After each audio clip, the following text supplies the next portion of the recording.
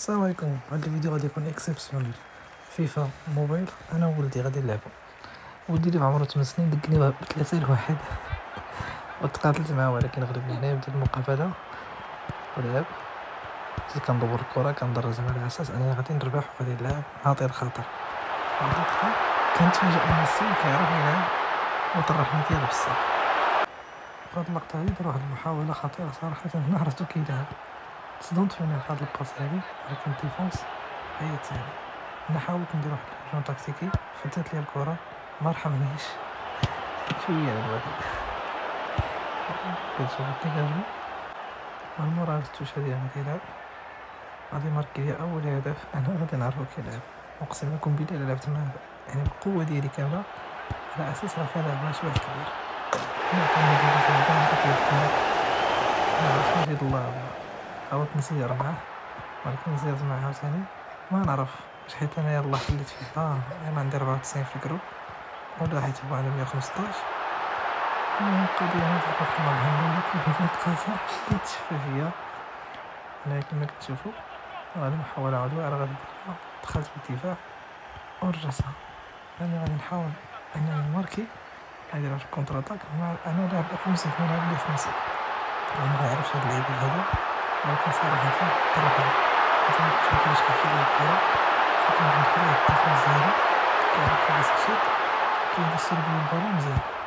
هاد اللقطه هادي بقيت كنعيط لاطي الصالحين، مشى كيجري عطاها لاط باش عطا اللاعب اللي معاه في هاد البلاصه هادي. قلت له راه غادي يطرحني، خرجته. انايا حاولت ندير واحد لاطاك، حيت الكره بغلط في الميليو ما رحمنيش.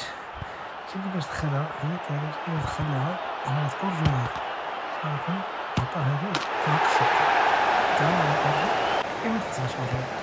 هذا اللعبه في مصر وايران دقيقه 50 بعد ما لعبنا شويه في الميليو الثاني. دار هاد المحاوله هادي خطيره صراحه. عجبني بان كيلعب هكا. حاولت انا وليدكم نشجعهم بلاي ستيشن، راه ماشي غير لعبه ولا الكره ماشي غير لعبه. كما كتشوفوا شويه على الواحد عاوتاني بقى 3 كاع خسر 2-0 دقيقه 55. غادي يلعب هاد الكورنر اللي كان شويه غادي يماركيها، ولكن حيت هادي خرجت هادي دابا. حاولت لعبت انا كما كتشوفوا. انا قطعت الفيديو باش ما يجيكمش طويل. ومن بعد هاد الكونتر اتاك اللي دار ليا حيت ليه البالون، حاولت انا ندير الكونتر اتاك ديالي ولعبتها بهاد الطريقه هادي كما كتشوفوا. لي ضربه حاولت عليه لابوش باش نلعب عليه شويه، باش انا زعما نغير شويه التكتيك. انا حاولت نماركي بعدا باش نجيب هدف الجول ديالي.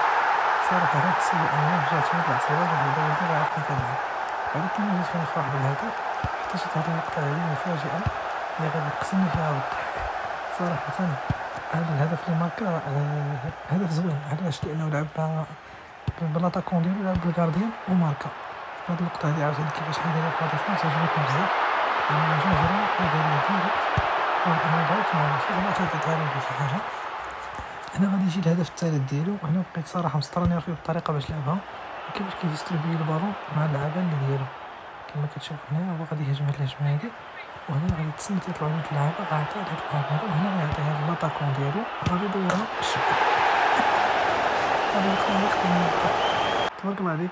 لعبوا مع ولادكم، خلقوا من الاجواء. السلام عليكم.